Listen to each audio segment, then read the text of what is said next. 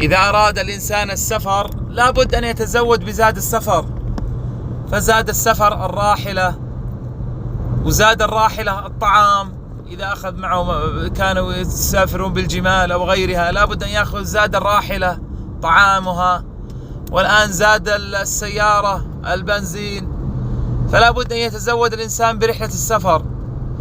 إذا كان مسافر إلى بلد بارد لابد أن يتزود باللباس الذي يقيه الشتاء.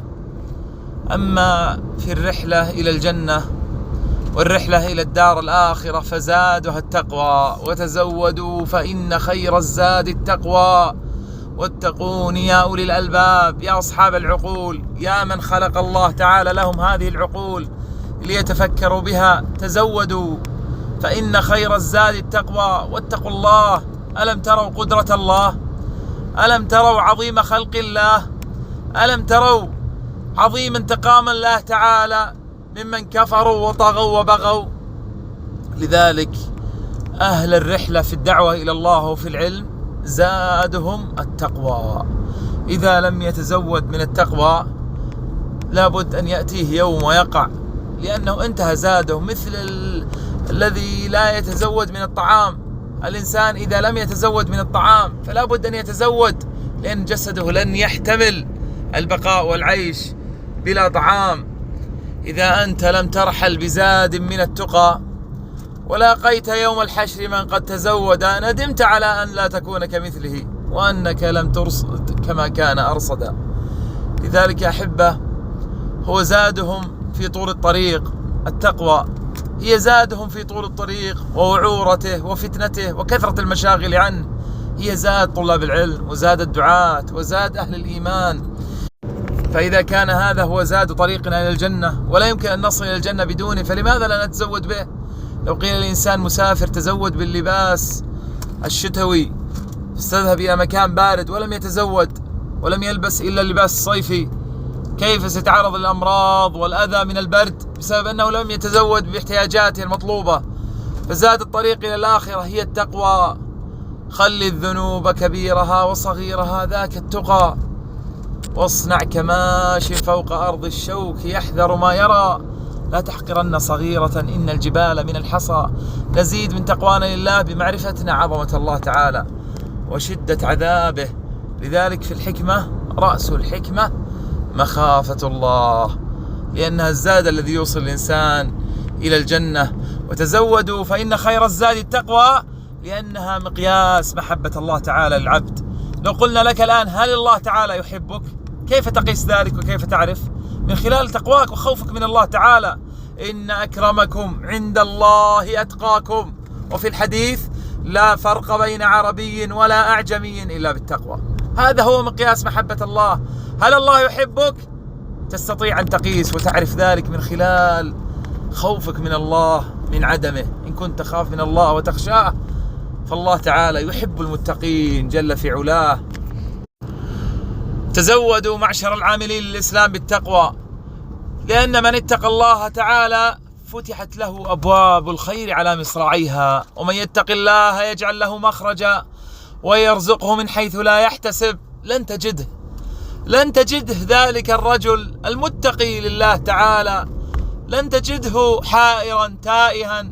لماذا؟ لأن الله تعالى يجعل له مخرجا، لأن الله تعالى لا يضيع عبدا اتقاه وخافه. تتجافى جنوبهم عن المضاجع يدعون ربهم خوفا وطمعا. هذه هي صفاتهم، ومما يدل على أهمية التقوى يا أخوة، وأنها هي الزاد، وأنها هي وصية الأنبياء. قول الله تعالى: ولقد وصينا الذين أوتوا الكتاب من قبلكم وإياكم أن اتقوا الله. أصلا لو نرجع إلى سبب، إلى ما هو الأمر اللي أصلا يدعونا لطلب العلم ويدعونا للدعوة إلى الله ويدعونا، ألا وهو خشية الله وتقواه. إنما يخشى الله من عباده العلماء، هم الذين يخشون الله. لماذا؟ لأنهم عرفوا عظيم عقابه وعظيم قدرته ومعرفته بكل شيء، يعلم خائنة الأعين وما تخفي الصدور. من أعظم ثمرات التقوى يا أخوة فتح الأبواب. لا تجد متقي لله تغلق عليه الأبواب، وتيسير الأمور.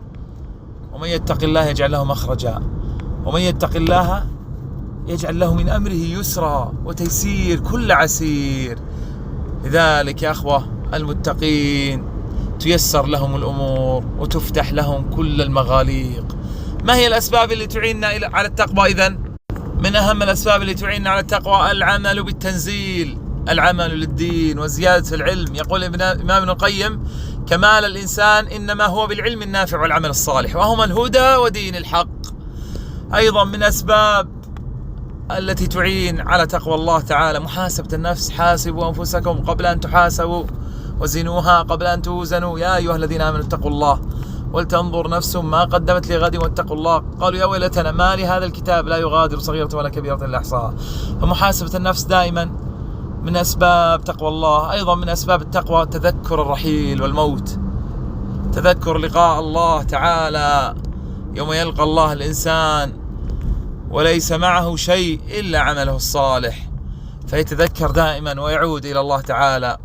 يقول الله تعالى: لا أقسم بيوم القيامة ولا أقسم بالنفس اللوامة. قال مجاهد: اللوامة هي التي تندم على ما فات وتلوم نفسها، دائما تلوم نفسها وتذكرها وتحاسبها: لماذا فعلت كذا ولماذا ضيعت كذا، وجاهدوا في الله حق جهاده واجتباكم وما جعل عليكم في الدين من حرج. أيضا من أسباب التقوى مجاهدة النفس دائما: والذين جاهدوا فينا لنهدينهم سبلنا.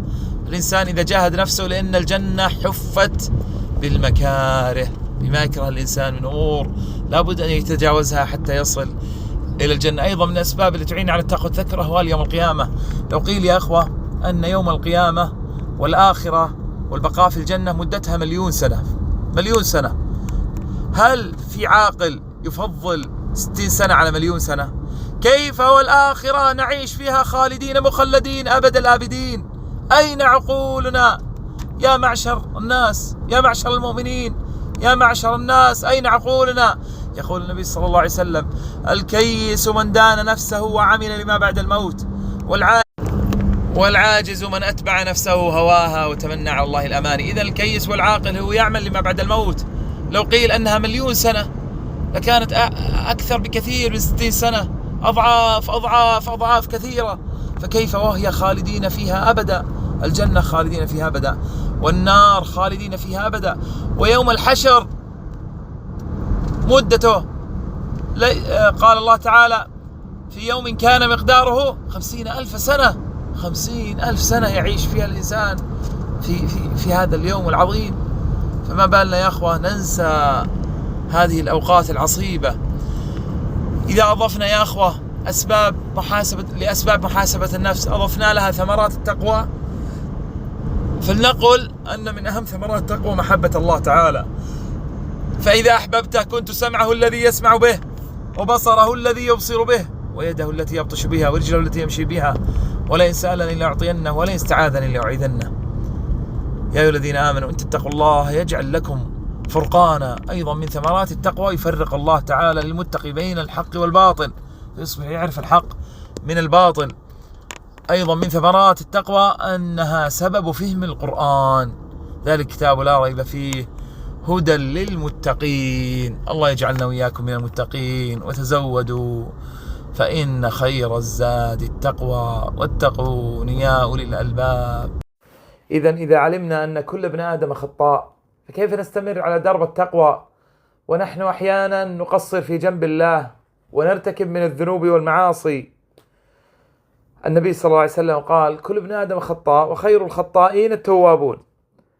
يجب على صاحب التقوى ومن يسير في درب المتقين ومن يتزود بالتقوى أن يثق بالله تعالى ثقة تامة دائما أن الله تعالى سيغفر له ذنوبه ويتجاوز عنه بما صدق فيه من توبة، وأن يجدد التوبة دائما لله تعالى وأن تكون توبة نصوحة.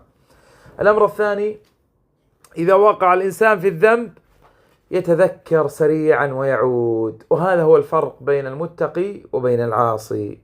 إن الذين اتقوا إذا مسهم طائف من الشيطان تذكروا فإذا هم مبصرون. يتذكرون ثم يعودون إلى الله تعالى ويتوبون إليه جل في علاه.